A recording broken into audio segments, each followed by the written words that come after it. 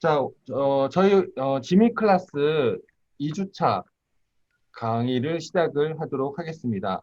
오늘 주제는 이 OTT 시대에 수많은 OTT들이 서로 경쟁하고 이렇게 공존하는 그런 상황에서 결국은 강한 지배자, 현재의 강한 지배자인 넷플릭스만 남을 것인가? 라는 주제로 저희가 1시간 15분 동안 발표와 그리고 여러 선생님들의 의견을 듣고자 합니다.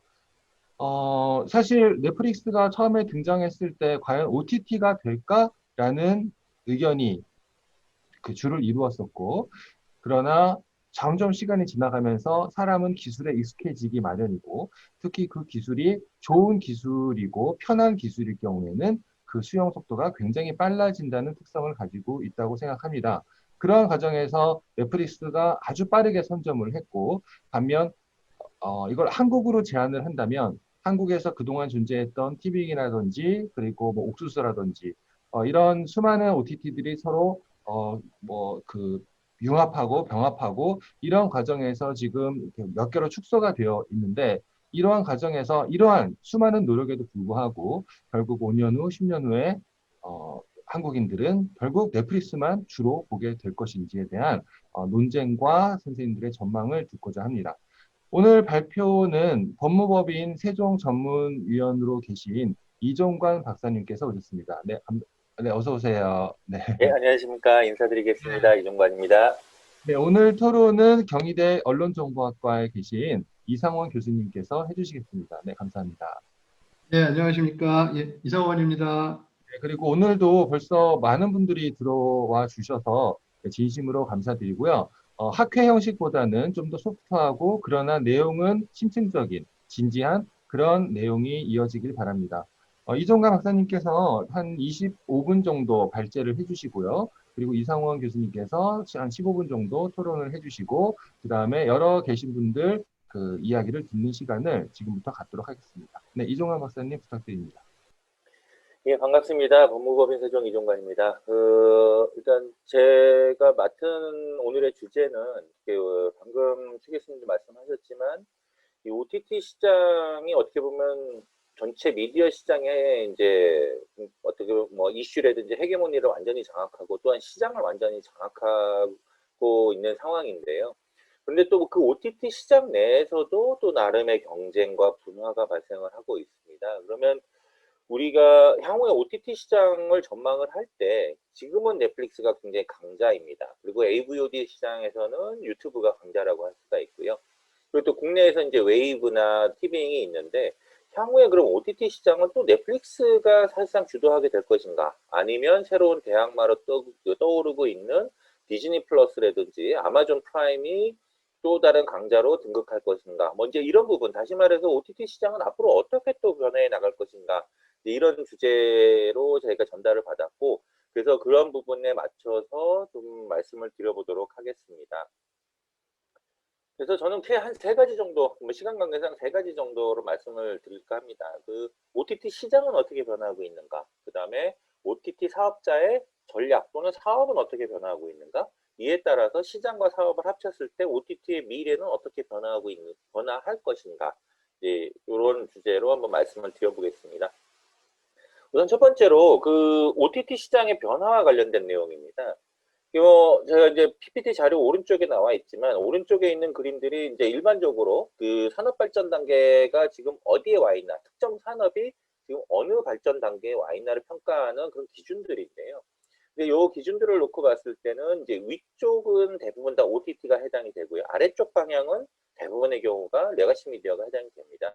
이 OTT 시장 변화의 가장 핵심적인 배경은 뭐 너무나도 잘 아시는 내용이지만 레가시 미디어는 성숙 또는 쇠퇴기에 진입하면서 퇴출되는 과정에 있고 OTT 시장은 이제 뭐 넷플릭스나 뭐 이런 걸 봐도 마찬가지지만 이제 분화 또는 확장기에 진입하면서 시장 확장 과정에 진입해 있다. 이렇게 볼 수가 있겠습니다. 뭐 앞부분은 뭐 다 아시는 내용이니까 빨리빨리 넘어가겠습니다. 우선 글로벌 미디어 시장 동향을 보시면 기본적으로 전 세계의 엔터테인먼트하고 미디어 산업은 대략 연평균 4.3% 정도 성장할 예정이고요. 예, 그래서 여전히 이 미디어와 관련된 부분은 계속 빠르게 성장을 하고 있다. 특히 이번 코로나 상황에서도 보셨겠지만 특히 언택트 상황에서 이 인간이 어떤 시간을 어떤 식으로 소비할 것인가에 대해서 가장 중요한 부분이 또 미디어라는 것이 사실상 입증이 되고 있고요. 이런 상황에서 본다면은 미디어 산업은 앞으로 계속 빠르게 성장할 것이다라고 예상을 해볼 수는 있을 것 같습니다. 그러면 그럼 미디어 산업 내에서는 누가 주도를 하느냐 성장을 이렇게 봤을 때 잘 아시다시피 OTT가 주도를 하고 있고 레가시는 이제 퇴출 단계에 진입을 하고 있습니다. 그래서 오른쪽 그림에서도 보시는 바와 같이 이 전 세계의 유료 방송 가입자를 사실상 이제 OTT가 거의 추월을 거의 육박한 상태이고요. 아마 조만간에 추월을 할 것 같습니다. 그리고 이제 왼쪽 같은 경우에도 보시면은 전체의 OTT 매출이고요. 이제 매출을 놓고 봤을 때 이제 뭐 노란색처럼 보이는 것이 이제 SVOD고 그 다음에 밑에 좀 플랫하게 나타나는 것이 이제 TVOD를 의미합니다. 그러니까 그 얘기는 뭐냐면은 OTT 시장 내에서는 이제 SVOD가 사실상 주도를 하고 있고 그 다음에 그 OTT가 사실상 이제 유료 방송 시장을 이제 조만간 추월할 것이다. 이렇게 볼 수가 있겠습니다. 이제 그러면 이제 OTT 시장이 이제 그렇게 갈 거라고 하면 OTT 시장 내에서는 그러면 어떤 상황이냐 이제 보게 될 텐데요. 이제 왼쪽에 있는 그림 놓고 보시면 2024년 전망치입니다. 이제 넷플릭스가 이제 막 2억 2천만 가입자를 확보할 것으로 예상을 하고 있습니다.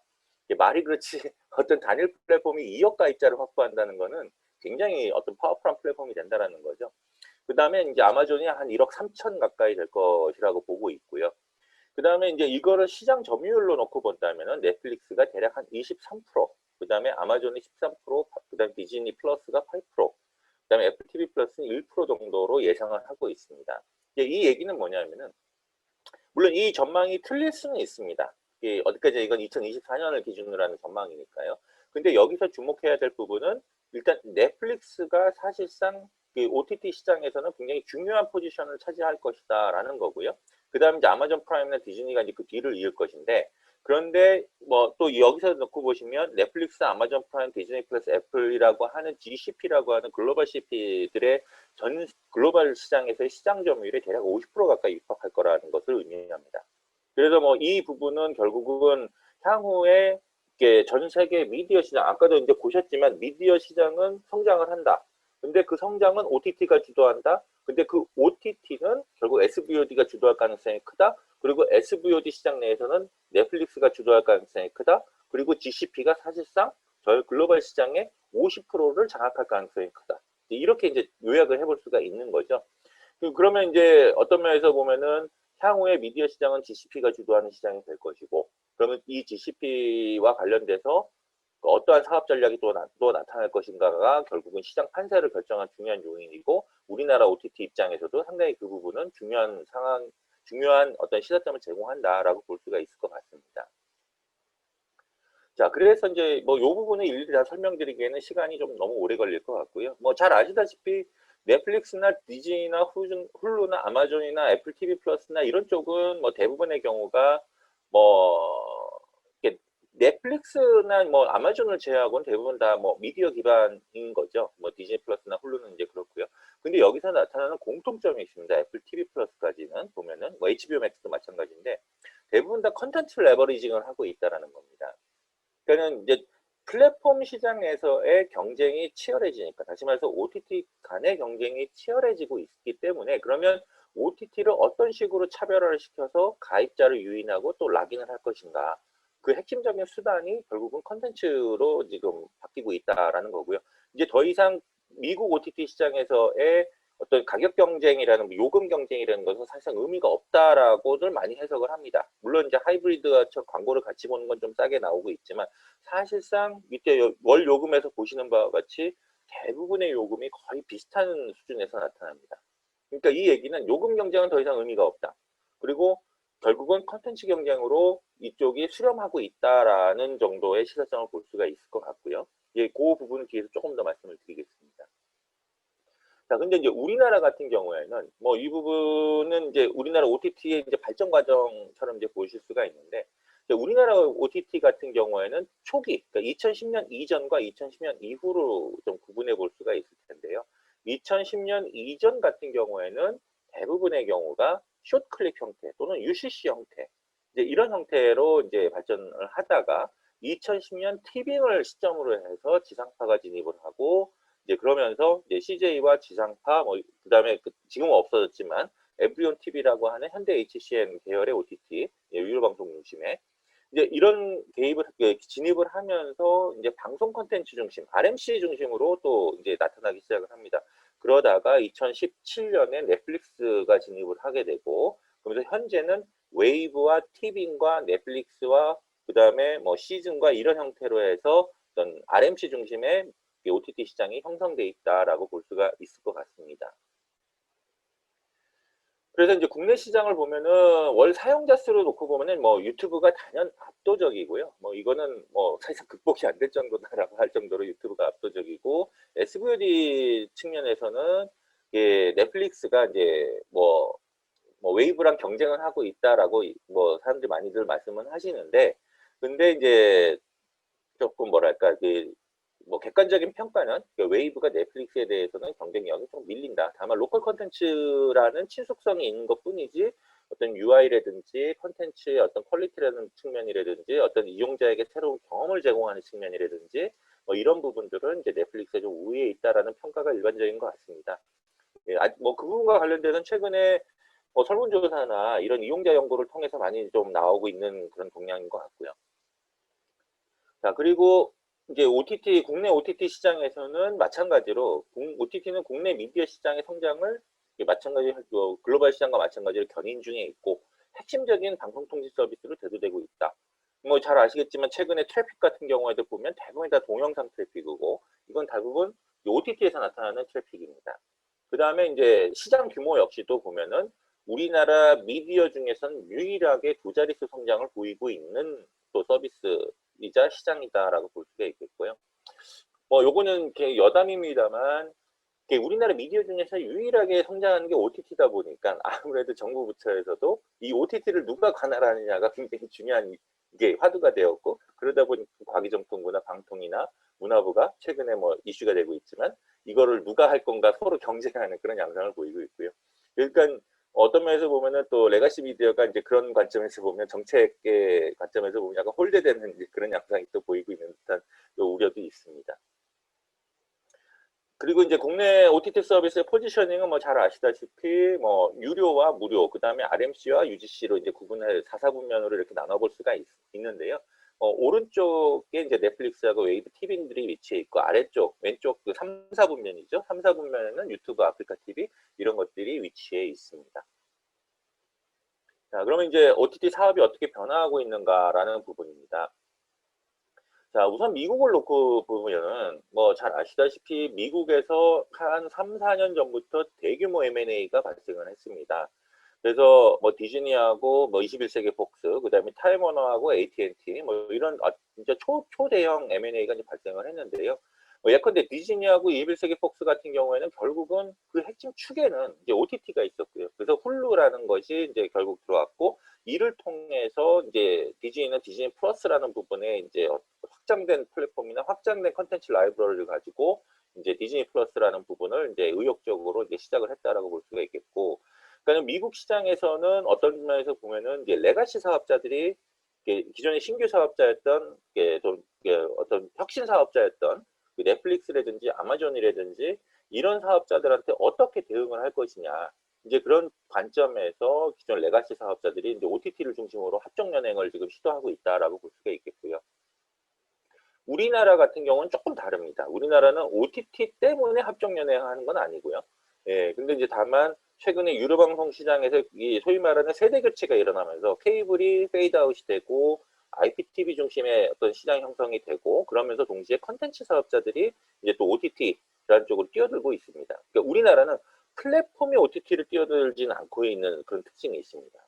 그러니까 왜냐하면 예컨대 티빙, CJ ENM하고 JTBC가 지금 기업 결합 신고를 하면서 공정위 심사 중에 있는데요. 컨텐츠 중심으로 들어간 거고요. 그 다음에 지상파 같은 경우가 이제 웨이브가 이제 푹과 옥수수가 합쳐지면서 이제 어떤 지상파 중심의 컨텐츠를 가지고 이제 시장에 조금 시장에서 이제 확장하고 있는 그런 모습인데, 그러니까 우리나라는 엄밀하게 따지면 예컨대 LG U+가 CJ 헬로비전이 인수한 거라든지 SK 브로드밴드가 T브로드를 인수한 거는 OTT 때문에 인수한 게 아닙니다. 그러니까 그 얘기는 우리나라는 아직까지 플랫폼 확장 전략이 컨텐츠나 OTT 단계로 넘어가지는 않고 있고 이 컨텐츠 쪽에서는 일부 그 대신에 컨텐츠 쪽에서 일부 그런 것들이 나타나고 있다. 이제 이렇게 볼 수는 있을 것 같습니다.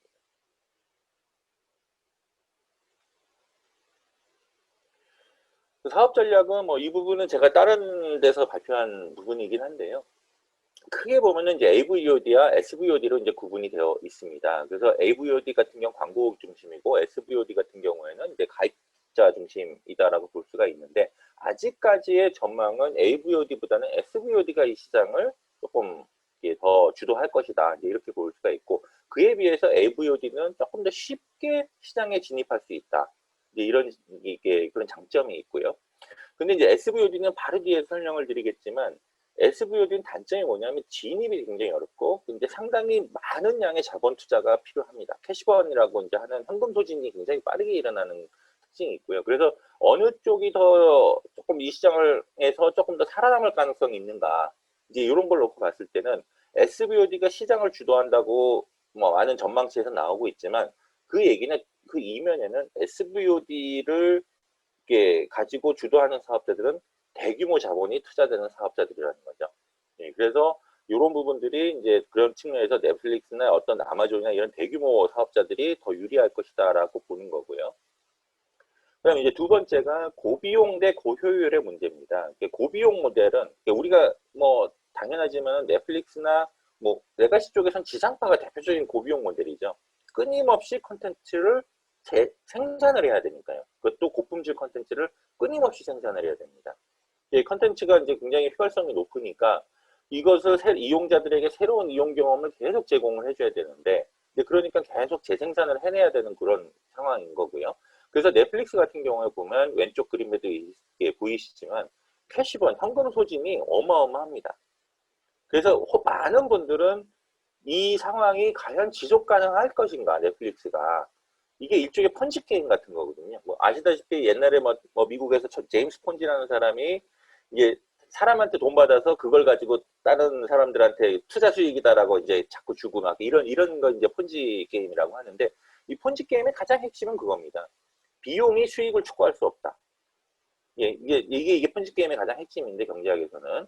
근데 많은 분들이 우려하는 부분이 뭐냐 하면은 결국 컨텐츠 경쟁이 심화되고 지속되면 결국은 이건 돈 싸움이 될 수밖에 없고 그러면 이 상황에서 버틸 수 있는 사람은 대규모 자본이 있는 사람밖에는 버틸 수가 없을 것이다 라고 많이 얘기를 하고요.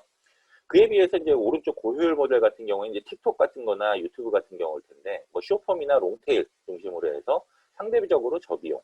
그 대신에 이쪽은 뭐냐면은 컨텐츠가 굉장히 저열하다든가 컨텐츠의 휘발성이 매우 높아서 이용자들은 쉽게 들어갈 수 있지만 또 쉽게 빠져나오는 이제 그런 양상을 보입니다.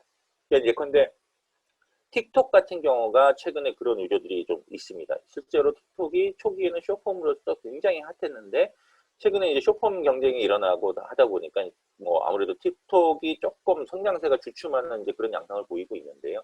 그래서 이제 이런 고효율 모델은 비용은 적게 들지만 이용자들을 지속적으로 잡아두기에는 또 어려운 이제 그런 특성이 있는 그런 사업 전략이다라고 볼 수가 있습니다.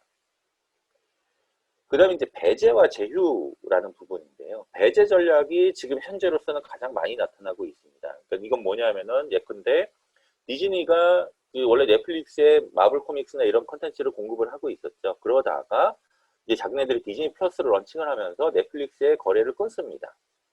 그러니까 말 그대로 이제 배제시켜버리는 거죠. 그리고 넷플릭스 같은 경우에도 넷플릭스 오리지널을 이제 런칭을 하면서 컨텐츠 런칭을 하면서 또 딴 데에다 공급을 끊습니다. 그리고 우리나라에서는 지상파와 CJ가 또 그런 관계를 보입니다. 웨이브에는 아쉽게도 기생충이 없었습니다. 예를 들어서. 그러니까 이제 이런 부분들이 어떻게 보면 배제를 할 것이냐 또는 제휴를 할 것이냐 이런 부분들이 어떻게 보면 또 딜레마적인 상황이고 전략의 두 축이다라고 볼 수가 있습니다. 뭐 이 시사점은 뭐 간단하게 말씀을 드리면 시간 관계상 우선 OTT는 발전 단계에 따라서 굉장히 이제 분화되고 있다. 그러니까 초기 모델은 초기 단계에서는 대부분 다 OTT 사업자들이 레거시 모델을 채택을 했습니다. 특히 우리나라에서 그랬고요. 근데 근데 이제 분화 단계에 진입하면서 해외도 그렇고 우리나라도 그렇고 최적의 사업 모델에 대한 모색을 지금 시도를 계속 하고 있다. 그다음 두 번째, 레퍼런스의 제한. 특히 이제 우리나라에서 나타나는 현상인데, 그러니까 예컨대 지금 특히 레가시, 그러니까 미디어 산업의 특징은 성공 모델을 따라갑니다. 예를 들어서 데이터 홈쇼핑이 라이브 홈쇼핑 모델을 따라하는 것처럼요. 자, 그런데 우리나라 입장에서는 OTT의 성공 모델은 크게 보면 유튜브하고 넷플릭스입니다. 근데 우리나라 OTT가 과연 유튜브나 넷플릭스의 그런 리퍼런스 성공 모델을 또는 그런 걸 벤치마킹을 하는 건 좋지만 그걸 그대로 답습할 수 있느냐. 사실상 불가능할 거라고 보이거든요. 그러니까는 성공 리퍼런스는 있는데 그것을 모방해서 따라갈 수 있느냐에 대한 부분은 또 다른 문제가 이제 되는 거죠. 지금 상황이. 그 다음에 현금이나 자본이나 투자의 관계가 중요한데 특히 컨텐츠의 제작 단가가 계속 올라가고 있는 상황에서는 결국은 이런 자본에 대한 부분이 지속적인 투자가 필요하고 그리고 끊임없이 콘텐츠를 재생산해야 되는 그런 구조에서는 이런 부분들이 더 중요하다라는 것을 이제 볼 수가 있고요. 그 다음에 이제 불확실성과 시행착오에 대한 부분입니다. 뭐 시행착오가 있을 수는 있습니다. 근데 시행착오에 따라서 향후에 어떤 식으로 그것을 보상받을 수 있는가. 이 부분이 굉장히 좀 중요한 부분이 될 겁니다. 왜냐하면 지금 OTT 시장이 굉장히 좀 빠르게 분화하고 있는 상황인데, 쇼폼 컨텐츠다. 예를 들어 피콕이다. 엑스모다. 이제 이런 OTT들이 이제 나오고 있는데, 그런 사람, 또는 퀴비, 이런 거 나오고 있는데, 우스갯소리로 그런 얘기를 하죠. OTT 시장의 또 다른 관전 포인트 하나가 퀴비가 살아남을 수 있을 것인가. 이제 이런 식의 얘기를 하는데, 그만큼 향후에 OTT 시장에서는 그런 소위 말하는 기존의 대형 OTT 말고 중소, 새로운 혁신형 OTT 사업자들이 시장에서 버텨낼 수 있는가. 이것도 되게 중요한 부분이다라고 볼 수가 있습니다. 자, 그럼 미래 전망에 대해서 말씀을 좀 드리겠습니다. 미디어 비즈니스 전략은 크게 세 가지 형태가 나타납니다. 하나는 플랫폼을 확장시키는 것. 무조건 선 플랫폼 확장 전략이 있을 수가 있고요. 우리나라 유료방송 사업자들의 기본적인 전략이기도 하고요. 그 다음에 두 번째는 콘텐츠 사업 확대 전략입니다. 그래서 이제 이 부분은 이제 콘텐츠를 기반으로 해서 레버리징을 하겠다라는 거죠. 그러니까는 플랫폼이 먼저냐, 콘텐츠가 먼저냐. 혹자들은 플랫폼을 키우면 네트워크 효과가 발생해서 또 규모의 경제가 발생해서 이용자들의 쏠림 현상이 일어나고 이용자들이 많아지면 콘텐츠도 당연히 따라온다. 이렇게 보시는 분도 있고 또 반대로 콘텐츠가 차별화된 콘텐츠가 많아질수록 그 콘텐츠를 보기 위해서 그 플랫폼에 몰리게 되고 이제 그러니까 플랫폼이 그 다음 단계로서 플랫폼이 커진다. 이제 이런 아주 쉽게 하면 그런 얘기가 됩니다. 이제 나머지 세 번째는 이제 이 컨텐츠는 철저하게 모객 기능만 한다. 대표적인 아마존이나 이런 부분들이 이제 거기에 해당을 하겠죠. 그러니까 우리는 컨텐츠로 돈 버는 게 아니라 컨텐츠를 활용한 커머스로 돈을 번다. 이런 전략이 있을 수가 있고요. 그게 한 세 가지 정도로 볼 수가 있는데요. 향후에 보면은 컨텐츠 전략은 기본적으로 특화 컨텐츠 형식으로 지금 변화하고 있다. 그래서 고품질 또는 클립형이나 UCC 또는 쇼폼 이런 부분이고요. 그러니까 지금 어떻게 보면 OTT 컨텐츠는 크게 보면 분화가 양분화되어 있는 게 넷플릭스나 이런 쪽에서 하는 대형 대작 컨텐츠들이 있고요. 그 다음에 또 반대로 퀴비나 틱톡이나 이런 쪽에 쇼폼 컨텐츠들이 있습니다. 그리고 TV 같은 경우에는 지금 쇼폼 드라마를 지금 또 내고 있죠. 우리나라도 네이버 TV에서 이제 그런 식으로 가려고 하고 있고요. 그래서 이런 거와 같이 컨텐츠 전략은 지금 좀 OTT에 최적화된 컨텐츠 또는 대작 컨텐츠 쪽으로 바뀌고 있고, 그 다음에 서비스 같은 경우에는 지금 어떤 초개인화 또는 데이터 기반 큐레이션으로 지금 진화를 하고 있습니다. 그래서 우스갯소리로 유튜브 알고리즘이 어느덧 나를 이곳으로 이끌었다. 이제 이런 말이 나올 정도로 이제 그런 큐레이션이 나오고 있고요. 그 다음에 마케팅 같은 경우에는 컨텐츠 화제성 기반 마케팅을 또 하고 있습니다. 미디어가 미디어를 광고하는 양상이 나타나고 있는 거죠, 지금은. 그래서 실제로도 보면 유튜브에 가보시면 유명한 어떤 영화나 이런 인플루언서들이 넷플릭스 컨텐츠를 리뷰를 하고 넷플릭스 컨텐츠를 홍보를 해주는 상황입니다. 과거와 다르게 미디어가 미디어를 광고하는 또는 미디어가 미디어를 마케팅하는 그런 상황이 지금 나타나고 있다라고 볼 수가 있겠고요. 자, 그러면 이제 마지막으로 그럼 미래 전망인데요. 이게 일종의 왕자의 게임 같은 거죠. 그래서 우선 첫 번째로 OTT 시장의 분화라는 부분입니다. 지금 현재는 이게 보통 이제 우리가 이제 생태 관점에서 보면 변이가 먼저 일어납니다. 돌연 변이가 일어나고 그 다음에 그것들이 분화가 되고 어느 단계에 지나가면 그것들이 수렴을 이제 하게 되는데요. 근데 지금은 OTT 시장은 분화 과정에 있다라고 저는 개인적으로 보고 있습니다. 그러니까는 다시 말해서 RMC나 UGC 또는 AVOD나 SVOD 또는 하이브리드 이런 형태로 다양한 형태의 분화가 지금 이루어지고 있고요. 그 다음에 이제 어떤 OTT 사업자가 지금 상황에서는 특정 형식의 OTT 사업자가 시장을 과연 지배할 수 있을 것인가? 저는 개인적으로 그 가능성은 높지 않다라고 보여집니다. 왜냐하면 뭐 더 잘 아시겠지만은 이용자들은 이게 굉장히 좀 스마트하기 때문에 넷플릭스를 보다가 실증 나면 유튜브를 보는 것이고 그러다가 또 실증 나면 TV를 보는 것이고 그런 양상을 보이고 있으니까요. 근데 향후에는 그 대신 수렴성은 좀 나타날 것이라고 보여지고요. 그다음 두 번째 전망에서는 이제 이 OTT 비즈니스 모델의 지속 가능성에 대한 부분입니다. 아까도 말씀드렸지만 고비용 모델의 경우에는 콘텐츠의 무한 재생산이 전제되어야 하는데 근데 이런 것들이 과연 자본이나 투자라는 관점에서 이게 지속 가능한가? 그러니까 이제 넷플릭스 가입자가 2억이다, 2억을 이제 돌파할 것이다라고 예상을 하고 있지만 또 그에 상응하는 투자는 계속 늘리고 있습니다. 30조까지 지금 투자 얘기가 나오는 거니까요, 콘텐츠 투자가. 이제 그러면 과연 그것들이 예, 향후에도 10년 뒤에도 지금이야 2024년도에 넷플릭스가 여전히 강하다라고 볼 수 있지만 그거는 언제 또 변할지 모른다라고 저는 개인적으로 보고 있습니다. 특히 디즈니라는 또 대형 사업자가 또 있기 때문에요. 그래서 이런 지속 가능성이 전제되어야지만 지배적 사업 모델 또는 사업자가 등장할 수 있을 것이다 라고 저는 보는데 근데 예를 들어서 아까도 말씀드렸지만 이런 넷플릭스나 디즈니나 이런 부분들이 과연 지속 가능할 것인가에 대해서는 조금 더 지켜봐야 되지 않을까라는 생각이고요. 그 다음에 또 세 번째 이제 전망인데요. 글로벌 또는 로컬 시장 규제 또는 입법 가능성에 대한 부분입니다. OTT를 대상으로 한 어떤 규제 입법 가능성은 미국을 제외하고 전 세계 개별 국가에서 모두 다 논의 중에 있습니다. 그러니까 그 얘기는 결국 뭐냐면 OTT는 이런 식으로 분화 또는 혁신이 계속 이루어지고 있고 그 다음에 지속 가능성이나 뭐 이런 부분들도 계속 논의가 되고 있지만 또한 한편으로는 OTT에 대한 규제 리스크가 계속 커지고 있다는 그런 의미가 됩니다. 그러니까 예컨대 OTT를 기존의 어떤 미디어 규제 프레임워크에 포함시킬 것이냐 라든지 또는 해외 사업자에 대한 규제 부분을 뭐 지금 EU는 지금 그런 식으로 접근을 하고 있고요. 이제 그런 것처럼 전 세계에서 이 OTT에 대한 규제 리스크는 점점 커지고 있고 그리고 또 이런 것들이 뭐 최근에 5G 패권주의 같이 미디어 패권주의에 대한 이 얘기가 지금 나오고 있습니다. 뭐 중국도 그렇고 지금 동남아시아도 마찬가지 특히 유럽 같은 경우에도 그런 논의가 있고요. 그러면 결국은 이런 패권주의가 심화될수록 어떤 로컬 규제나 이런 입법 시도가 높아질 가능성이 있다라는 거고 그러면은 결국은 이 GCP의 영향력이 분산되거나 제약될 가능성도 존재한다고 볼 수가 있겠고요. 그러니까 이런 관점에서 놓고 봤을 때는 또 결국은 이제 OTT 시장은 약간 불확실성이 좀 크다 여전히 불확실성이 크다. 그러니까 우리는 지금 레가시 미디어에 대한 예측은 아주 이제 누구나 다 동의를 하는 예측 또는 전망을 갖고 있습니다. 근데 OTT에 대해서는 여전히 좀 불확실성이 크다라고 볼 수가 있겠고요. 그리고 끝으로 경쟁 심화와 이제 머니 게임화 되고 있다라는 거고요.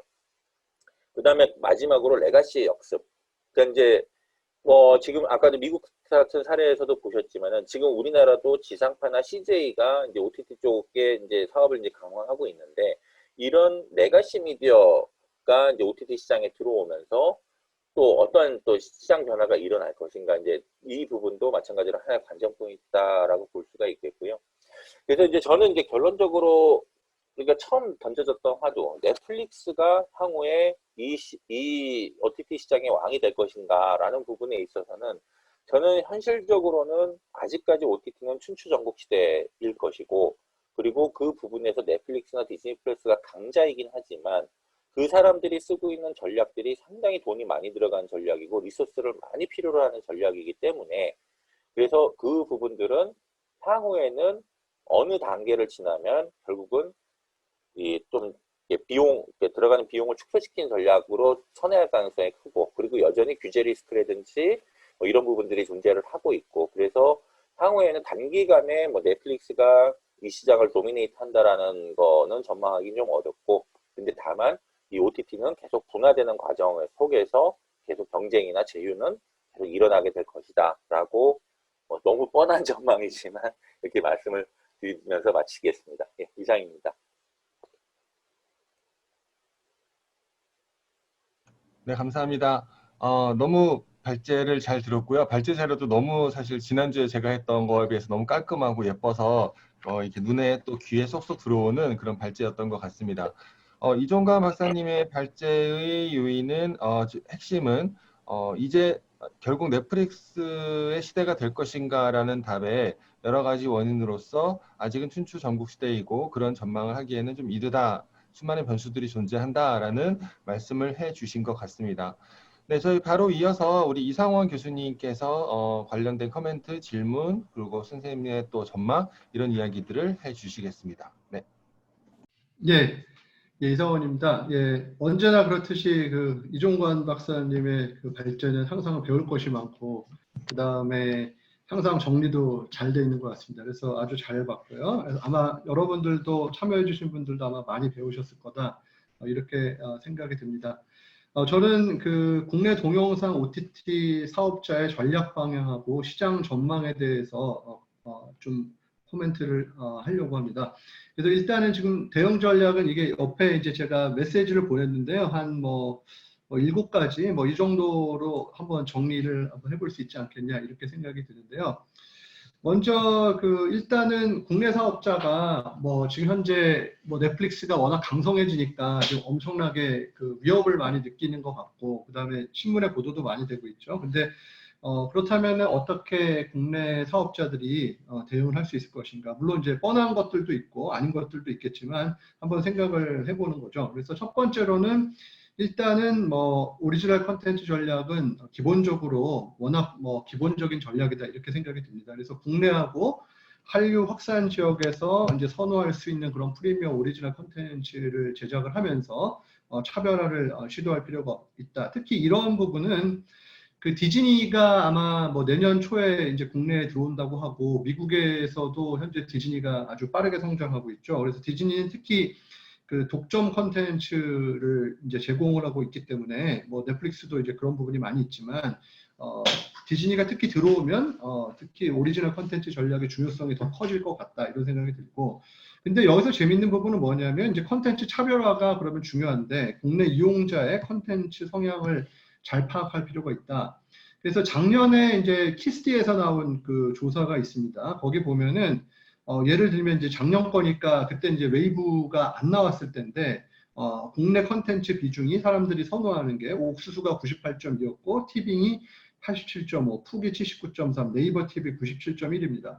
그 얘기는 뭐냐면 국내 방송사나 국내에서 제작한 국내 컨텐츠에 대한 선호가 제법 크다는 거죠, 상당히. 그래서 이 점을 좀 국내 그 OTT가 이용할 필요가 있다는 것이죠. 그래서 여러분도 아시겠습니다만 그 문화적인 거리가 좀 가까운 미국하고 유럽 같은 경우는 좀 더 글로벌 컨텐츠에 대한 수요가 많지만, 우리도 이제 당연히 많습니다.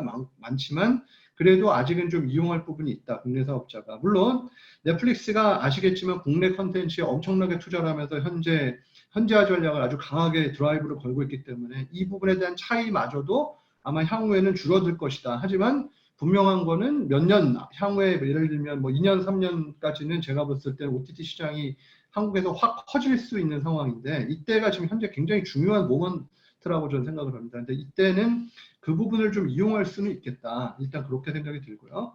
그 다음에는 이제 그 국내 주요 동영상 OTT 서비스의 이제 포지셔닝 측면에서 차별화를 또 생각해 볼 수 있는데, 이제 아까 이종관 박사님께서도 그 포지셔닝을 그림을 보여주셨습니다. 그래서 유료, 무료 축하고 RMC하고 UGC 축으로 이렇게 설명을 해주셨는데, 이것을 이제 프리미엄과 비프리미엄, 그다음에 실시간 컨텐츠하고 VOD 이런 축으로 포지셔닝을 정리를 해보게 되면 그 글로벌 사업자하고 국내 사업자의 그 차별성이, 포지셔닝에서 차별성이 현재 드러나게 됩니다. 뭐냐면은 웨이브 티빙, 시즌, U 플러스 모바일 TV 이런 사업자들은 실시간 채널하고 VOD를 함께 제공을 하는 이제 혼합형이라고 볼 수가 있는데, 넷플릭스하고 디즈니 플러스 같은 글로벌 동영상 OTT 사업자들은 현재 실시간 채널 서비스를 제공하지 않고 있죠.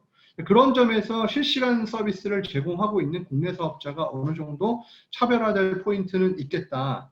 근데 뭐 그냥 실시간 방송만 하면 되는 것이 아니라 제가 보기에는 좀 더 거기다가 좀 더 차별화 포인트를 더 넣었으면 좋겠다. 뭐 예를 들면은 뭐 채팅창에서 사람들이 이렇게 그 실시간 방송 보면서 좀 더 재미있게 할 수 있는 부분, 좀 더 소셜하게 뭔가 볼 수 있는 부분, 그런 것들로도 뭔가 혁신을 조금이라도 차별화할 수 있는 포인트가 좀 있지 않겠느냐, 뭐 이렇게 생각이 들고, 이 점에서 사실 현재 작년에 얘기되었던 그 OTT 규제 이슈가 좀 문제가 될 수 있다고 생각합니다. 왜냐하면 실시간 방송이 OTT 규제가 들어가면 뭔가 규제를 받을 가능성도 현재 없지 않기 때문에 그 부분에 있어서는 우리가 좀 더 좀 고민을 하고 숙고를 해야겠다. 뭐 OTT 규제안을 만드는 걸 저는 반대하는 사람은 아니지만 그럴 필요는 있겠다 이런 생각이 좀 들고요. 그 다음에 이제 뭐 쉽게 얘기하면은 약간 그 좀 그 전략적인 입장에서 봤을 때 국내 혼합형 동영상 OTT 서비스는 이제 국내 방송사하고 실시간 채널과 기타 국내 컨텐츠를 제공할 수 있는 컨텐츠 자원을 확보하고 있다는 점에서는 조금 전에 말씀드린 것과 같이 글로벌 OTT하고 차별화된다. 즉 자원 기반 전략적 관점, 이런 이론적 관점에서 봤을 때는 국내 실시간 콘텐츠하고 국내 기타 국내용 콘텐츠는 부분적으로나마 단시간 동안에는 글로벌 동영상 경쟁 사업자가 바로 대체하기는 어려운 부분이란 거죠. 그러니까 저는 이 2년, 3년을 향후 반드시 잘 이용해야 된다. 이제 이런 생각이 좀 들었습니다. 그렇게 된다면 뭔가 좀 시장에서 공존할 수 있는 가능성은 있겠다. 이런 생각이 들고요. 자, 그 다음에는 이제 쇼폼 컨텐츠인데 이종관 박사님께서 너무나 잘 정리해 주셨습니다. 근데 뭐 아시겠지만 그 마이댄스, 그 틱톡 같은 경우는 저도 이제 틱톡을 가끔 보는데 10분 이내에 아주 짧은 중독성 강한 동영상이죠. 그래서 뭐 15초, 뭐 1분 이내 뭐 이런 것들인데 뭐 150개국에 75개 언어로 현재 보여지고 있고 주로 이제 10대, 20대 중국인들한테 이제 인기를 많이 끌었는데 상당히 스마트폰에 이제 많이 적합한 것이다 이렇게 보여지고 있고 그래서 굉장히 짧지만 계속해서 보게 되는 이런 부분이 좀 있습니다. 그래서 뭐 이렇게 약간 중독성이 있다고는 하는데 뭐 이런 트렌드는 이제 있죠. 또 유튜브 쇼트라든지 뭐 아까 말씀해주신 퀴비라든지 퀴비는 약간 그 비즈니스 모델이 약간 뭐 가입형에 좀 가까워서 좀 어려움을 많이 겪지 않느냐 이렇게 저는 보고 있는데 어쨌거나 또 그런 부분 그리고 넷플릭스도 1회 러닝 타임이 15분인 뭐 이스 브루노라든지 뭐 이런 것들도 현재 나오고 있다. 그래서 이종관 박사님 발제 내용에서도 OTT 특화 컨텐츠를 이제 강조를 해주셨고 그 부분은 우리가 좀 논의를 할 필요가 있겠다. 뭔가 OTT 중에서도 뭔가 지금과는 조금 다르게 특화시킬 필요가 있겠다. 그래서 최근에 이제 카카오 TV도 나왔는데 좀 더 창의적으로 이렇게 잘 응용한다면 뭔가 국내 사업자가 앞으로 생존할 수 있는 잘 경쟁할 수 있는 방법이 있지 않겠느냐 뭐 이렇게 일단 생각을 해보고요. 그 다음에 또 중요한 거는 이제 네 번째 여기 4번 보시면 이제 창의적인 하이브리드 비즈니스 모델 이제 이런 말씀을 드리고 싶은데 그 상당히 흥미로운 사실은 뭐냐면은 기존의 가입형이 현재 그 계속해서 매출액이 올라가고 있지만 중요한 거는 이제 광고형도 등장하고 있다. 제가 말씀드리는 이 광고형은 이제 AVOD라기보다는 비즈니스 모델에서 가입형이긴 한데 뭔가 광고를 도입하는 측면이게 되는 거죠. 예를 들면은 뭐 이런 겁니다. 뭐냐면은 그 훌루 같은 경우는 광고에 거부감이 있는 이용자 그룹은 이제 그냥 가입형으로 해서 11불 99의 가격을 매기고 거부감이 없는 그룹은 7불 99입니다. 그리고 최근에 그 NBC 유니버설이 출시한 피컷 같은 경우도 월 이용료가 이제 9불 99인데 광고 시청을 허용하면 4불 99다. 근데 이런 것들은 좀 국내 사업자들도 한번 생각해 볼 필요가 있지 않겠냐 이런 생각이 들고 왜 그러냐면 아까 이종관 박사님께서 말씀하신 것과 같이 이제 그 비용이 많이 증대된다는 겁니다. 가입형인 경우에. 그러니까 예를 들면 각자 아까 말씀드린 대로 오리지널 컨텐츠 전략을 추구하고 그다음에 그렇게 되면 컨텐츠 투자 비용에 대한 증가 압력이 커지면서 컨텐츠 제작 수요가 증대되고 결국 컨텐츠 제작 비용이 증대된다는 것이죠. 그럼 이런 상황을 대비해서는 광고를 통한 수익을 매출을 생각하지 않을 수 없다는 겁니다. 그러니까 국내 사업자도 어차피 넷플릭스를 현재 이 컨텐츠 숫자 액수로는 도저히 따라갈 수가 없는 형편이기 때문에 뭔가 이러한 광고를 잘 그 지혜롭게 이용하는 모델이 상당히 앞으로 그 전략적인 포석으로 중요할 수 있다. 이제 이런 생각을 저는 많이 해봅니다. 그리고 이제 아마존도 뭐 비디오 다이렉트 서비스 뭐 이거 많이 들어보셨겠지만 이런 서비스가 있습니다. 예를 들면 MCN하고 방송 동영상 영상 죄송합니다. 방송 영상 독립 제작사가 동영상 OTT에서 광고를 통해서 이윤을 내는 모델. 그리고 그래서 이제 이것이 기존의 가입형 동영상 OTT 서비스하고 융합되는 뭔가 이제 조금 다른 하이브리드 비즈니스 모델이긴 한데, 그러니까 국내 사업자가 정말 치열한 실험이 필요하고 이제 이러한 사례를 꼭 그대로 따라할 필요는 없다고 생각하는데, 분명한 건 좀 국내 현실에 맞게, 국내 사업자의 시장에 맞게 창의적으로 응용하는 것은 정말 중요한 부분이 될 수 있지 않겠느냐, 이제 이런 생각이 좀 들고요. 그 다음에 다섯 번째로 보면은 이제 높은 수준의 사용자 경험을 우위에 두는 고객 중심의 플랫폼 전략인데, 어떻게 생각하면 이제 플랫폼에서 서비스가 잘 되느냐 안 되느냐 이 부분입니다. 근데 의외로 이 부분이 상당히 사람들이 그 이 넷플릭스 서비스를 살 때 상당히 뭔가 여기가 서비스가 좋다라고 느끼게 만드는 부분인 것 같아요. 제가 볼 때. 그러니까 고객하고의 인터랙션이라든지 고객 경험이 향상된다든지, 아시겠지만 디지털 트랜스포메이션에서 굉장히 중요한 건 뭐냐면 고객에게 최적 경험을 제공하는 겁니다. 그것이 디지털 트랜스포메이션 특징인데, 그 부분이 좀 제가 봤을 때는 국내 사업자가 좀 약하지 않느냐. 물론 앞으로 좋아질 거라고 봅니다만 좀 더 많이 고민해야겠다. 그러니까 뭐냐면은 서비스의 각 속성을 좀 더 수요자 중심으로 고민해야 된다. 그러면서 뭔가 새로운 가치 혁신을 주면서 소비자한테 밸류를 줘야 되는 거죠. 이 부분은요, 생각보다 중요한 부분이에요. 제가 봤을 때. 그러니까 컨텐츠를 많이 사서 끼워넣는 것은 기본적으로 중요한 부분이겠죠. 근데 기본적으로 느낌상 뭔가 서비스가 잘 되고 있다라는 이런 느낌이 있고, 이게 좀 약간 재밌는 요소도 될 수 있어야 되거든요. 그러니까 단순히 그냥 빅데이터 분석 잘해서 정교하게 세련된 개인화 추천 컨텐츠를 해준다. 이것도 중요합니다. 당연히 중요한 부분이고 넷플릭스 같은 경우에 잘하고 있는 부분이지만 뭔가 좀 더 고민해야 된다. 특히 이제 서비스 해지할 때도 아시겠지만 국내 방송통신 서비스 해지하려면 어렵고, 미국의 케이블은요, 제가 진짜 미국에 있을 때 케이블 해지하는데 전화 3번 했습니다. 전화 3번 해서 매번 45분씩 통화했습니다. 기다렸어요. 45분을 기다렸어요. 그래서 3번째 해지했습니다. 그러니까 그 정도로 서비스가 나빠요. 근데 넷플릭스 아시죠? 서비스 해지할 때 딱 클릭 3번 끝납니다. 진짜 3분도 안 걸려요. 뭐 이런 차이가, 이게 고객을 생각하는 차이 자체가 크다. 그러면서 뭐 어떤 메시지 나오냐면 언젠가 다시 돌아오길 정말 바란다. 이런 말 딱 메시지 그냥 쿨하게 이렇게 끝나거든요.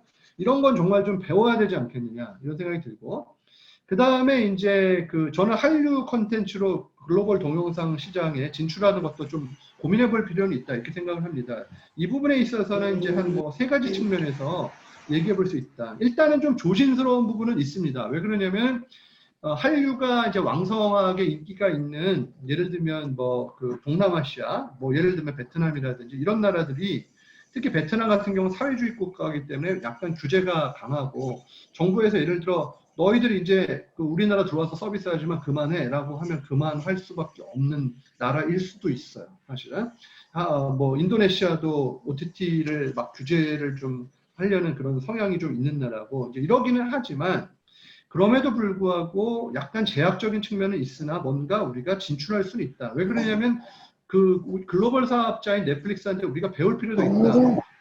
넷플릭스가 사실 지금 강성할 수 있는 이유 중에 하나는 그렇게 컨텐츠 투자를 많이 하지만 컨텐츠 규모의 경제를 해외 사업에서 진출하면서 실현할 수 있다는 것이죠. 만들어 놓은 컨텐츠를 전 세계에서 사실 지금 뿌리고 있기 때문에 그 얘기는 뭐냐, 결국 규모의 경제를 추구할 수 있다는 것이거든요. 그래서 먼저 첫 번째로는 이제 시장 구조적인 측면에서 만약에 우리가 진출한다면 융합 전략을 생각할 수 있다. 이 부분은 뭐냐면 현지 사업자하고 제휴할 수 있다는 겁니다. 그래서 현지 방송통신 사업자하고 전략적 제휴를 한다든지, 어느 정도 경험이 축적되면 과감하게 이제 제휴를 시도하면서 현지화를 추진하고, 그러면 컨텐츠 투자 위험률도 낮출 수가 있겠죠. 그러면서 현지 사업자하고 잘 손을 잡아서 그쪽에 실시간 방송도 제공을 하고, 오리지널 컨텐츠도 제공을 하고, 한류 컨텐츠도 제공하고, 뭐 이런 것들이 필요할 수 있겠다. 자, 두 번째로는 이제 비즈니스 모델의 융합 전략. 이것은 앞에서 제가 말했던 광고랑도 연결이 되는데, 한류 확산 지역은, 특히 동남아시아 지역은 유료방송 ARPU가 낮아요. 국내도 유료방송 ARPU가 낮지만 낮은 지역이다. 쉽게 얘기하면은 유료 방송 가입자가 돈 많이 안 쓰고 싶어 하는 곳이거든요. 그럼 뭐냐? 결국 광고형이 통할 수 있다는 겁니다. 근데 프리미엄 컨텐츠는 보고 싶으니 가입형과 광고형을 뭔가 융합할 수 있겠다. 아까 제가 말씀드린 대로 뭐 7불 99, 4불 99 이런 식으로 그런 것도 생각해 볼 수 있겠다. 그 다음에 컨텐츠 자체의 융합 전략도 필요하다. 뭐냐면은 한류 확산 지역은 문화적 할인이 크니까 뭐 한국도 문화적 할인이 커서 국내 컨텐츠를 선호하는 경향이 유럽이나 뭐 그쪽보다 많다. 그러니까 문화적 할인이 좀 큰 부분이 있기 때문에 그걸 좀 이용해야겠다. 그래서 컨텐츠 현지화를 굉장히 강하게 추진할 필요가 있고 현지 컨텐츠하고 한류 컨텐츠를 잘 융합할 필요도 있고 심지어는 기획이나 제작을 할 때조차도 뭔가 융합할 수 있는 그런 부분을 좀 생각해 볼 수 있겠다. 이렇게 생각이 들고. 그리고 동영상 OTT 서비스의 결합 상품도 생각해 볼 수 있다. 그래서 동영상 OTT 서비스 플러스 음악 플러스 게임, 그래서 이종 한류 콘텐츠 패키지, 결합 상품 전략, 뭐 이런 것도 이제 저희가 생각해 볼 수 있는 것이고요. 그래서 봤을 때는 이제 뭐 좀 뭐 어려운 부분도 많이 있지만 글로벌 진출이 이왕이면 좀 더 공격적으로 진출을 할 거면 하고, 그 다음에 만약 그렇게 된다면 정부에서도 좀 더 그 지능 정책을 통해서 외교를 통해서 좀 도와줄 수 있는 부분은 좀 도와주고 이렇게 됐으면 좋겠다라는 생각을 해봅니다. 그리고 이제 추가적인 인수합병 뭐 그 전략적 제휴인데 이 부분은 뭐 현재 논의가 많이 되고 있는 부분이고 KT 같은 경우는 벌써 이제 손을 넷플릭스랑 잡아서 또 국내 이제 다른 방송 사업자가 상당히 긴장하고 있는 부분이기도 합니다. 하긴 하지만 어떻게 생각하면은 좀 조심스러운 부분도 있다. 그리고 이제 현실적으로 더 큰 규모가 현재 가능할 것인가? 왜냐하면 내부적으로 사실 여러 가지 이제 생각을 해야 되는 거고 어떤 사업자가 더 치고 나가고 어떤 사업자가 주도권을 가질 것인지 이런 부분에 대한 문제들도 있고 그 다음에 계산이 상당히 복잡해지는 부분이 있어서 쉽지는 않다. 하지만 중장기적으로 봤을 때 좀 시너지 효과를 가지고 오려면 좀 더 컨텐츠 규모의 경제를 추구해 볼 수 있는 전략적 제휴를 생각해 볼 수는 있겠다. 뭐 이런 생각을 좀 들고요. 자, 그 다음에 이제 전망입니다. 이제 두 번째 파트인데 뭐 조금 조심스럽게 전망해 본다면 한 2, 3년 내에는 아마 국내 OTT 시장에 추가로 진입될 수 있는 글로벌 동영상 OTT 사업자 후보는 역시 디즈니 플러스, 애플 TV 플러스, 아마존 프라임 비디오, 그다음에 HBO의 맥스, 피커 뭐 이런 사업자들이죠. 그러면 현재 들어와 있는 글로벌 사업자 플러스 이런 사업자가 들어오니까 결국 글로벌 동영상 OTT 사업자 숫자만 해도 최소 8개는 될 거다. 8개에서 10개까지 될 수 있다. 자, 그리고 그 다음에 또 생각해 볼 수 있는 건 뭐냐. 결국에는 이러한 각각의 OTT가 아주 독하게 오리지널 컨텐츠 전략을 사용하게 되면 결국 각각의 독점 컨텐츠를 제공하게 될 것이고 그렇게 되면 결국 각 동영상 OTT 서비스 간의 차별화는 정말 고도화되기 시작할 것이다. 이런 생각이 들고요. 자, 그렇게 되면은 차별화를 위한 독점적인 컨텐츠 공급이 증가하게 되면 하나의 동영상 OTT 플랫폼에서 이용자가 원하는 모든 컨텐츠를 이용하기 어려워지고 그렇게 되면 뭐 이렇게 최양석 교수님도 지금 3개를 쓰고 계시다고 하시는데 가입형의 경우에는 이전보다는 2개 이상의 복수의 동영상 OTT 플랫폼에 가입하고 요금을 지불하는 이용자의 수가 증가하게 되겠죠. 아마 그 부분이 그 포인트가 제가 보기엔 OTT 시장이 한국에서 성장하는 포인트입니다. 그 부분이 국내 사업자도 살아남을 수 있는 부분입니다. 제가 봤을 때. 왜? 2개, 3개를 쓰니까 다 글로벌 사업자만 것만 쓰지는 않을 거라는 겁니다. 그 부분이. 그런데 문제는 뭐냐?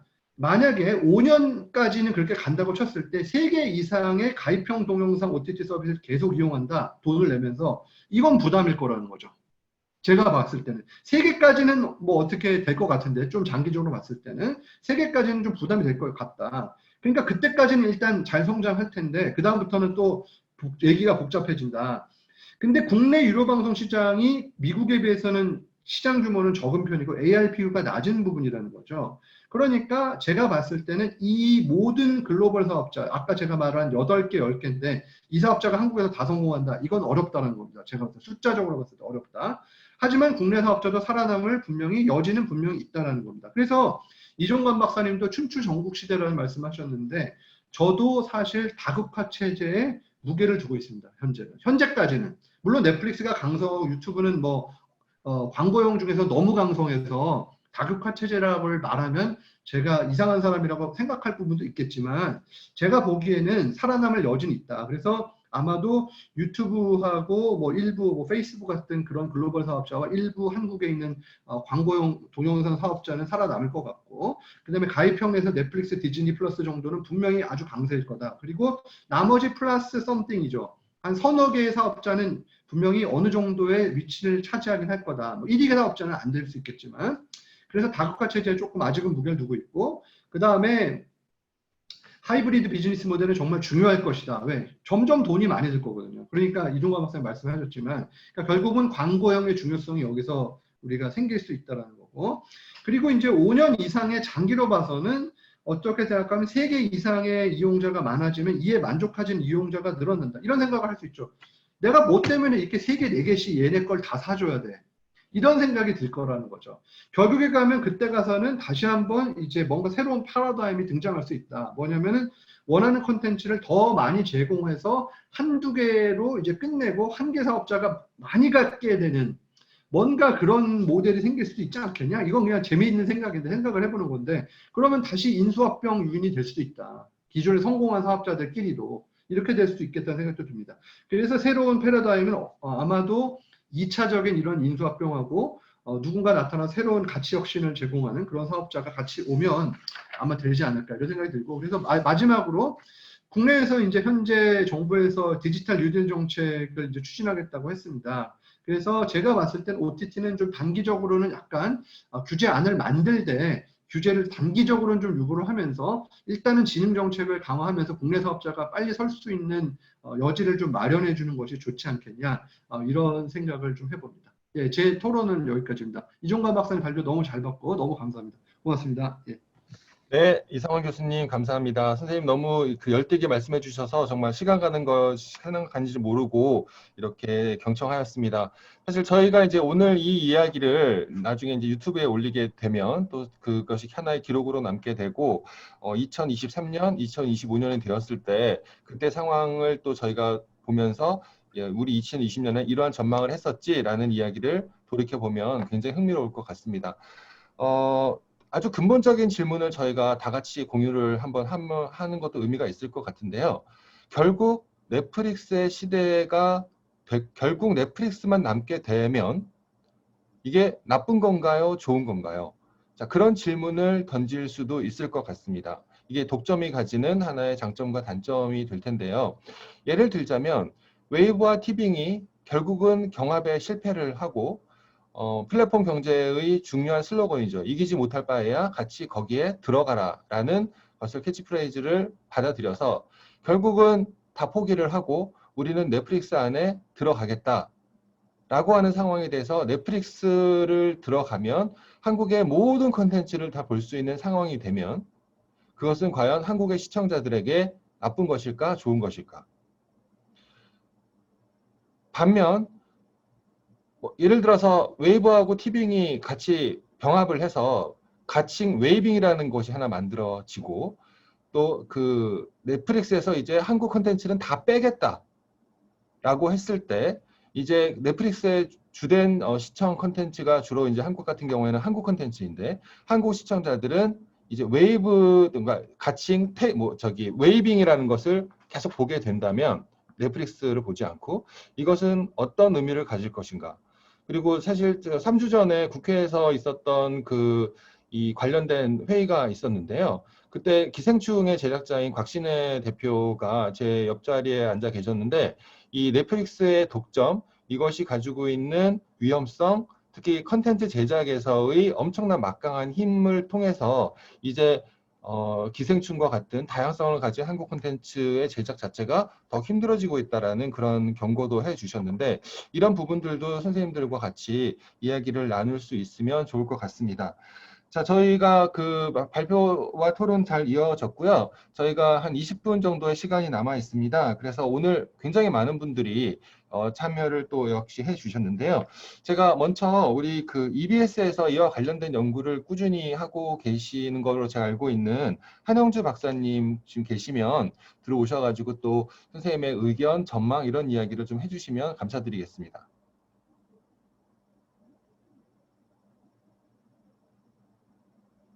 네. 연결이 지금 잘 안 되는 것 같고요. 그러면 혹시 유경환 교수님 지금 계시나요? 네, 네, 유경환 교수님 또 의견을 또 제가 여쭙고 싶습니다. 예, 그, 오늘 되게 수준 높은, 정말 많이 공부할 수 있는 발표랑 토론해 주셔서 너무 감사드리고요. 잘 들었습니다. 저도 이제 좀 OTT 관심이 좀 많긴 한데, 제가 묻고 싶은 게 되게 많긴 한데요. 제가 11시부터 또 지금 저희 학과회의를 들어가가지고, 일단, 제가 관심 있는 부분은 일단 제목이 저희가 넷플릭스만 남을 것인가잖아요, 결국. 그래서 그러니까 이게 플랫폼 얘기인데, 그러니까 어떤 플랫폼 하나가 독점하게 됐을 때 그것이 가질 수 있는, 소위 말하는 위험성과 폐해가 무엇일까를 우리가 좀 모색해보는, 목적이 좀 제일 큰 것 같고요. 이제 그렇게 본다면, 그러니까 지금 모든 플랫폼 사업자들이 그러니까 특정 플랫폼 하나 혹은 소수의 플랫폼만 살아남을 경우에 가질 수 있는 가장 큰 문제점은 그러니까 컨텐츠를 가지고 이제 부릴 수 있는 소위 말하는 수익 배분의 불공정이라는 문제 하나랑, 그다음에 컨텐츠 자체를 이제 그 특정 플랫폼에 락인할 수 있을지 없을지를 결정할 수 있는 그 결정권이 사라진다는 거잖아요. 그래서 이거는 결국 약간 특정한 어떤 플랫폼을 운영하는 건 사실 민간 사업자인데, 그 사업자에게 모든 그런 콘텐츠에 관한 일종의 기획, 배급, 그러니까 유통에 관한 모든 권한을 다 넘겨버리는 게 이제 좀 적절한 것이냐. 이제 그 문제를 좀 이후에 토론에서 좀 짚어봤으면 좋겠고요. 그 다음에 이제 아까 이 사업자 이 전략이라 전망에 대해서 너무 재밌는 말씀 많이 해주셨는데, 저는 이제 제가 쭉 듣다가 드는 생각은, 이게 오리지널 컨텐츠 제작은, 그러니까 지금 뭐 애플 TV도 그렇고 이렇게 모든 사업자들이 지금 그러니까 플랫폼의 이 유저들을 락인하기 위해서 오리지널 컨텐츠들을 제작하고 거기에 투자를 많이 하는 거잖아요. 그래서 이게 비용 소모가 굉장히 많이 들 거고, 이 출혈 경쟁은 당분간 지속될 수밖에 없다라는 게 이제 기본적인 진단이신 것 같은데, 이제 그게 어느 정도 이제 진행이 되면 그 이후에는 이제 오리지널 컨텐츠들이 워낙 많기 때문에 그 컨텐츠의 속성은 일단 이게 많이 보면 좋은 거잖아요. 그러니까 특정한 이렇게 만들어진 시간이 지나면, 뭐 지금 같은 경우는 IPTV에서도 이제 옛날에 지난 영화들 묶어가지고 뭐 1,000원에 팔든지 아니면 뭐 1,500원 팔든지 뭐 이런 이제 소위 말하는 프라이싱 전략이 있는 거고, 그 다음에 그게 특정한 윈도우별로 이제 좀 차별화되는 전략들이 진행이 될 텐데, 그렇게 생각을 하면 컨텐츠들이 이제 어느 정도 형성이 되면 그 다음에는 이 컨텐츠의 제휴로 갈 거고, 컨텐츠가 많아지게 되는 상황이면은 그 컨텐츠들을 어떻게 소비하게 할 것이냐가 사실 중요해지는 거라고 생각이 들거든요. 그러면 이제 그 다음에 결국은 큐레이션인데, 그러니까 이게 컨텐츠가 먼저냐 큐레이션이 먼저냐라는 문제는 지금 단계에서 의미가 없다고 말씀하신 거고, 이제 이후에 가면은 큐레이션 전략이 되게 중요해질 거다. 근데 그거를 이제 치고 나간 사업자가 넷플릭스이다라고 저는 이제 생각을 하거든요. 근데 이제 그렇게 보면은 지금 되게 흥미로운 이 두 사업자는 넷플릭스하고 저는 이제 왓챠플레이 같은 회사라고 생각이 들어요. 그러니까 얘네들 왓챠플레이 같은 경우는 좀 정교한 정교한 알고리즘을 개발하는 애들이고 사업자들이고, 소위 말하는 이제 컨텐츠의 이 소비나 회전율을 좀 더 높이기 위해서 좀 더 정확한 알고리즘을 개발해서 타겟을 좀 더 이렇게 타겟팅을 더 잘하는 그런 전략으로 가는 것 같은데, 이제 그렇게 생각하다 보니까 재밌는 점이, 알고리즘을 개발을 계속 하게 되면 그게 이런 소위 말하는 동영상 기반의 OTT 서비스에 얼마나 효율적일까 하는 좀 근본적인 질문이 좀 생겨요. 그러니까 예를 들면은 이게 알고리즘의 자동화 수준이랑도 좀 연관이 되는데, 동영상 콘텐츠 같은 경우는 이 자동화 수준이 저는 생각보다 높지 않다고 보거든요. 그 자동화 수준이랑 기본적으로 그 마지막 엔드 유저가 소비하는 거는 결국은 그 엔드 유저의 선택에 달려 있는 거잖아요. 그러니까 예를 들면은 알고리즘을 열심히 막 추천해줘도 넷플릭스에서 막 추천해준다고 해서 넷플릭스 콘텐츠를 다 소비하는 건 아니란 말이에요. 그러면은 그래서 이제 넷플릭스에서 어떤 콘텐츠를 볼까 막 고민하면서 하나도 못 보는 상황이 있는 거잖아요. 그 넷플릭스 증후군 같은 게 생기는 거고. 근데 이제 틱톡 같은 경우는 아까 말씀하셨듯이 틱톡은 그냥 이제 막 빠져들고 본단 말이에요. 근데 이거는 사실 한 15초 정도 이제 되게 짧은 영상이기 때문에 그냥 사람들이 그냥 처음에 들어가면은 얘네들이 알고리즘으로 추천해주는 것들을 그냥 막 쳐다보게 된다는 거죠. 그러니까 이게 일종의 셔플링인데, 그렇게 보면은 이제 긴 컨텐츠랑 짧은 컨텐츠들 사이에서 소위 말하는 큐레이션 전략이 좀 달라지는 거 아닐까? 만약 그렇게 본다면은 이제 이 긴 동영상 컨텐츠들의 큐레이션을 하기 위해서 필요한 어떤 중간 장치들이 막 있어야 될 것 같은데, 예를 들면 뭐 무슨 썸네일 영상이라든지 프리뷰라든지 뭐 이런 좀 다른 어떤 부가 영역에 뭔가가 좀 등장하지 않을까 뭐 그런 좀 생각이 들었고요. 또 하나는 이제 제가 마지막으로 궁금한 건데 그 넷플릭스 같은 경우에 지금 가뜩이나 이제 코로나 상황 때문에 이제 극장 산업은 완전 위기잖아요. 그런데 이제 이게 디지털 컨텐츠, 그러니까 이게 디지털 트랜스포메이션이랑 연관이 되는 것 같은데요. 이 넷플릭스가 만드는 영화는 영화인가 아닌가라는 질문을 이제 좀 던졌잖아요. 이를테면은 봉준호 감독이 옥자 만들면 사실 넷플릭스에다가 영화 만들고 그게 영화냐 아니냐 가지고 이제 좀 논쟁이 있었는데 똑같은 얘기를 유건식 박사님 넷플릭스노믹스에다가 얘기를 하셨더라고요. 그러니까 이게 근데 요즘 상황에서 지금 지금 이 코로나 이 전국에 환경에서 보면 이 플랫폼 사업자가 소위 말하는 이제 영화를 개봉하게 되는, 그러니까 영화 컨텐츠를 이 넷플릭스라든지 아니면 그 특정 OTT 사업자가 하나의 어떤 윈도우로서 개봉을 하게 되면은 그러면은 이게 전체적인 그러니까 이 영상 컨텐츠뿐이 아니라 영상 컨텐츠긴 한데 그러니까 인접 미디어, 그러니까 소위 말해 영화 산업이나 다른 이제 미디어 환경들을 완전히 좀 바꿔버릴 수 있는 가능성이 있지 않을까 하는 질문이 좀 생기는데 거기에 대해서 우리 발표해주신 이종가 박사님이나 토론해주신 이다운 교수님 어떻게 생각하시는지 좀 궁금합니다. 예. 제가 답변을 지금 못 듣고 가게 될 것 같은데요. 죄송합니다. 네, 유튜브로 기록이 될 겁니다, 교수님. 네, 그러면 저희 이성원 교수님이나 이종원 박사님, 유경 교수님께서 던져주신 질문에 대해서 간략하게 답변 가능하실까요? 예, 그러면 저부터 조금 간단하게 이렇게 말씀을 좀 드리겠습니다.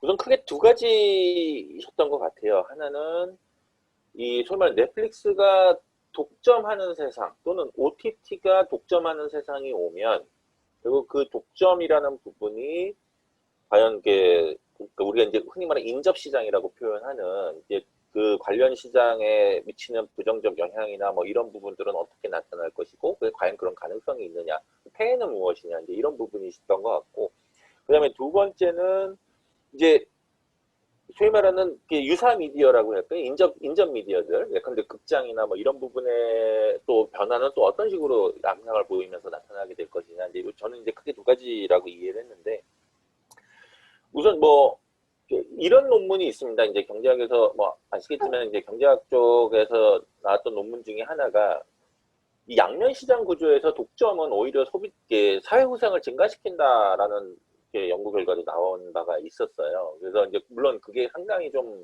논쟁적이었긴 했지만 이게 아까 이제 교수님 말씀하셨지만은 이게 일종의 플랫폼 비즈니스 또는 양면 시장은 기본적으로 양면 시장이 갖고 있는 플랫폼의 중요한 기능이 뭐냐면은 이제 직접 기능도 있지만 매개 기능도 있지 않나요? 이 매개를 해주게 되는데, 그러면 예컨대 최근과 같이 어떤 콘텐츠가 무한한 정도로 많고 이용자도 무한한 정도로 많다라고 한다면 이게 플랫폼이 여러 개라서 내가 여기도 써야 되고 저기도 써야 되고 저기도 써야 되고 소위 말하는 멀티호밍을 이제 해야 되는 그런 상황이 오게 되면은 오히려 그거는 거래 비용을 증가시킨다. 이제 그러니까 차라리 독점이 오히려 이게 더 호갱을 증가시킨다. 이런 주장도 뭐 실제로는 있었던 건 맞습니다. 근데 그거는 제가 볼 때는 뭐 제가 이제 감히 거기에 대해서 비판하거나 그런 건 할 수 없겠지만은 우선 매개적인 관점에서는 당연히 그럴 수 있다라고 보지만 중요한 게 뭐냐면은 저는 이제 컨텐츠나 이런 쪽에 대한 그 플랫폼의 수요 독점성이 이제 중요한 부분이 될 것이다라는 생각이고요. 실제로 우리나라에서도 나타났던 현상이지만 컨텐츠 홀더들이나 제작사들이 넷플릭스 바라기를 하기 시작했다라는 거죠.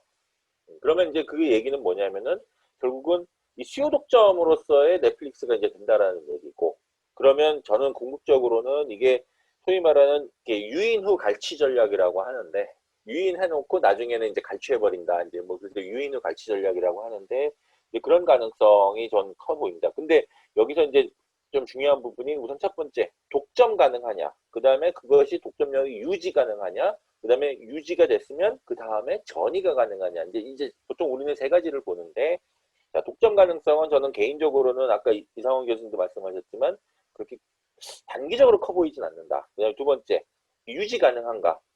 유지가 가능한가라는 부분에서 글쎄요, OTT나 이런 쪽 스타트업들이 향후에 어떤 패러다임 변화가 나오면 그거는 이제 깨져나갈 것이고, 그 다음에 근데 이제 아무튼 독점 가능하고 유지 가능하다면 저는 이 컨텐츠 시장의 특성상 또는 이 OTT 시장의 특성상 전이 가능성은 굉장히 높다라고 저는 개인적으로 봅니다.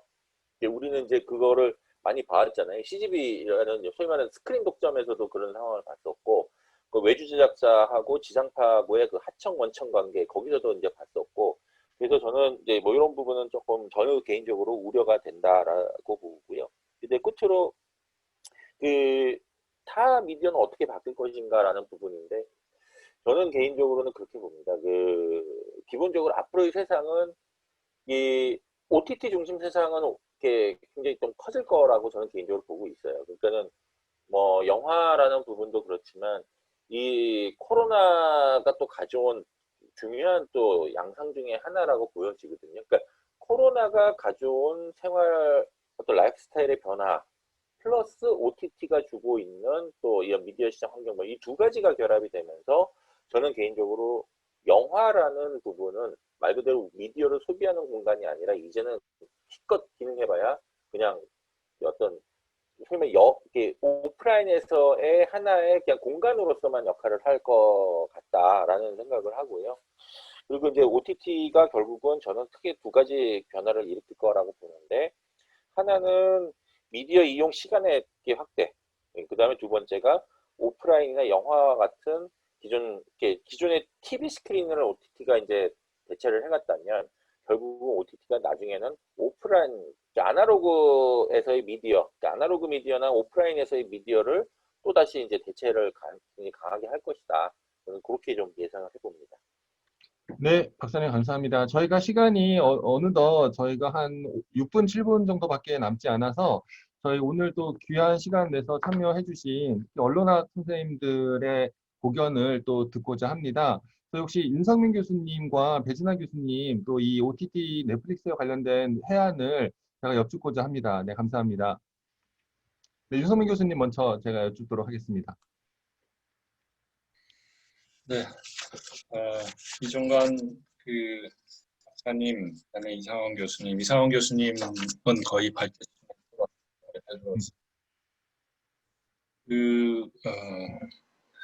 간단하게 그냥 뭐 코멘트라기보다는 제 의견을 한 가지만 드리고 싶은데, 결국 우리가 진짜 이 넷플릭스로 뭐 넷플릭스나 이제 외에 주요한 글로벌 플랫폼 OTT라고 특징합니다만 우리의 어떤 네이션 스테이트 단위의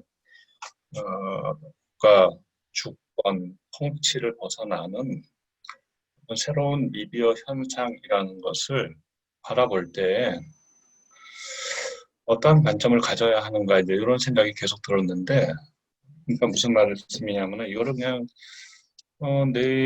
넷플릭스라는 것이 우리 미디어 시장에서 웨이브라는 걸로 되는 국내 OTT가 이제 경쟁력을 가지는 상황, 이거는 좀 단순히 어떤 사업자들 간의 어떤 경쟁에서 그 해외 사업자가 국내 시장에서 지배적 사업자로 등극하는 문제를 벗어나서 좀 그 미디어 수버린티, 미디어 주권이라는 차원에서 굉장히 아까 유경환 교수님도 그 비슷한 말씀하셨는데 좀 우리가 심각하게 고려해야 될 그런 그 문제를 토래하고 있지 않은가. 좀 해먹은 문제이긴 합니다만 그거는 꼭 오늘 다루는 OTT를 넘어서 이제 사실은 그 뭐 구글이라든가 페이스북 같은 글로벌 플랫폼들이 과거에 야기했던 그런 문제들입니다. 근데 이제 넷플릭스 같은 경우는 특히 우리가 전통적으로 굉장히 국가의 그 어떤 그 규제가 강하게 적용되어 오던 그 어떤 그 방송 서비스 영역이라는 차원에서 더욱 그런 우려를 불러일으키고 그래서 그런 의미에서 사실 국가가 굉장히 이거는 시장의 문제를 벗어나는 어떤 이 국가 주권의 문제하고도 좀 맞닿아 있는 문제 같은 것인데 이게 그런 차원의 고민이 어디서 이루어지고 있는지 예를 들어서 지금 그런 고민을 하는 곳이 있는 것인지 최근 들어서 예를 들어서 넷플릭스가 망 사용료를 제대로 지급하지 않자 넷플릭스 법을 만들어 가지고 이제 망 사용료를 좀 강화하려고 합니다만 그게 과연 집행이 가능 그 차원입니다만 저는 더 나아가서 넷플릭스가 제공하는 우리의 정서와 맞지 않는 심지어는 우리의 법 체계를 벗어나는 유해 콘텐츠 같은 것이 만약에 들어온다면 저는 가끔가다 그런 넷플릭스 많이 보기 때문에 그런 걸 보고 유튜브에는 그런 게 너무 널려 있고 그 다음에 이제 우리의 세금 법 체계를 과금 체계 이걸 넘어서는 그거 굉장히 많이 오래된 문제인데 바로 이런 이 정당하게 국가가 어떤 행사할 수 있는 소위 조세권의 문제 그다음에 이제 이용자 데이터가 끊임없이 수집되고 있는데 바로 이런 것들이 어떤 식으로 수집돼서 어떻게 활용되고 있는지에 대해서 과연 보호되고 있는 것인지 이용자가 적성하게 이런 문제 부분에서 굉장히 심각한 그 어떤 함의를 지니고 있기 때문에 이거는 분명히 지금은 아주 특별한 연구팀을 만들어서 어떤 국가적 차원에서 이 문제를 고민하고 대책을 강구해야 되는데 뭐 이번 정부는 뭐 여러 다른 문제들도 그렇지만 이런 거를 고민하는 흔적을 별로 보여주질 않아요. 답답하게 너무너무 안타깝고 그래서 우리 학회가 여기 김경희 이제 차기 회장님 들어오셨는데 진짜 이제는 이런 문제를 국가가 방기하고 있기 때문에 우리 그 전문가들이라도 나서서 이런 문제에 대해서 옳은 문제 제기를 해야 되는 거 아닌가. 이건 시장의 문제를 벗어난다. 시장의 차원에서 무슨 넷플릭스가 웨이브를 이기는 게 있습니까? 이런 문제만 없다면. 근데 이제 이런 실질적인 차원의 문제를 이야기한다. 이런 생각을 하면서 들었습니다. 네, 윤석민 교수님 말씀 감사합니다. 저희가 이제 시간이 다 됐는데요. 사실 아까 유경환 교수님께서 질문해 주신 거에 대해서 저 이상원 교수님께서 또 답변해 주실 것이 분명히 있을 거라고 생각을 합니다. 이상원 교수님 말씀 듣고 그리고 제가 공지 말씀 하나 드리고 마치도록 하겠습니다. 네, 이상원 교수님. 예, 시간이 없기 때문에 짧게 그냥 말씀드리겠습니다. 먼저 이제 그 넷플릭스의 이슈는 이제 역시 이것도 디지털 트랜스포메이션 현상 안에 있는 것이죠. 그래서 이것도 그야말로 동전의 양면이죠. 그래서 저희한테 쉽게 얘기하면 뭔가 밸류를 주고 좋은 서비스를 주는 이런 측면이 ICT 테크놀로지가 있지만 또 그 반면에 또 부정적인 측면도 없지 않다. 그 윤석민 교수님께서 말씀하셨듯이 예를 들면 뭐 이용자 서비스가 좋지만 때로는 이용자 보호가 안 되고 그래서 그럴 경우에는 뭐 어딘가 이용자가 어딘가 예를 들어서 뭐 페이스북에서 어떤 문제가 생겼다. 그러면 연락을 해서 뭔가 해결을 하고 싶지만 연락할 곳이 마땅치가 않고 예를 들면 뭐 그런 이용자 보호 문제도 충분히 있을 수 있고 그 다음에 또 상당히 중요한 문제는 이제 아까 유경환 교수님도 말씀드렸지만 국내 이제 미디어 산업 생태계가 위협을 받고 있는 부분은 분명히 있을 것이다라고 저도 당연히 생각을 합니다. 그래서 아까 뭐 그 이종관 박사님 말씀하셨듯이 수요 독점의 문제 때문에 여러 가지 네거티브한 측면들이 현재 앞으로 나올 수도 있을 것이다. 그렇게 되면은 현재 뭐 이제 과기정통부나 이제 이런 곳에서도 현재 OTT 규제안을 현재 마련을 할 생각은 있는 것 같습니다. 제가 보기에는. 그래서 서서히 그런 문제들도 아마 다루어 나가지 않을까 앞으로 이제 그런 생각을 일단 해봅니다. 그래서 여러 가지 측면이다. 근데 중요한 부분은 뭐냐? 분명한 거는 우리 산업의 경쟁력이 있어야 중요한 건 이 문제를 해결할 수 있다는 겁니다. 우리가 잊지 말아야 될 것은 우리 산업의 경쟁력이 없다면 이제 규제는 물론 갖춰지겠지만 결국에 가서는 10년, 20년 동안 종속될 수 있다. 오히려 더. 그러니까 우리 산업의 경쟁력을 빨리 키우는 것도 상당히 중요한 부분이다. 이렇게 말씀드리고 싶습니다. 예. 네, 마지막 말씀 감사드립니다. 자, 이렇게 해서 저희 성황리에 진행되고 있는 지미 클래스 2주차 수업 시간을 마치도록 하겠습니다. 너무 감사드리고요. 저희 이제 코로나가 역시 2.5단계가 되어서 더욱더 답답한 느낌입니다. 가을 하늘은 공활한데 집에서만 이렇게 앉아있는 상황이 계속되고 있습니다. 거리 두기를 계속 한다면 결국 코로나는 사라질 것인지, 우리가 계속 거리를 두면서 언제까지 버티고 살아갈 수 있을 것인지에 대한 질문이 던져지는 시점인 것 같습니다. 이러한 상황에서 4차 산업혁명의 핵심 기술 중에 하나인 빅데이터가 과연 코로나를 극복하는데 어떤 기여를 할 수 있을 것인지 또는 어떠한 위협이 될 수 있을 것인지에 대해서 다음 주에 저희가 지미 클래스를 계속 진행하도록 하겠습니다. 오늘 와주신 분들 모두 감사드리고요. 다음 주에는 저희 제가 갑자기 기억이 네. 제가 말씀드릴게요. 다음 주는 그 빅데이터가 코로나를 멈출 수 있을 것인가. 그래서 발표는 엄주희 교수님께서 네, 해주시겠고요. 토론은 심우민 교수님께서 해주겠습니다. 그래서 다음 주도 똑같은 시간 10시에서 11시 15분입니다. 예. 네. 감사합니다. 네, 다음 주에 뵙도록 하고요. 오늘 점심도 맛있게 드시고 오늘 또 저녁이나 또 오가시면서 넷플릭스를 보시면서 오늘 발표 내용도 떠올리시면 더욱 감사드릴 것 같습니다. 자, 오늘 수고 많으셨고요. 다음 주에 뵙도록 하겠습니다.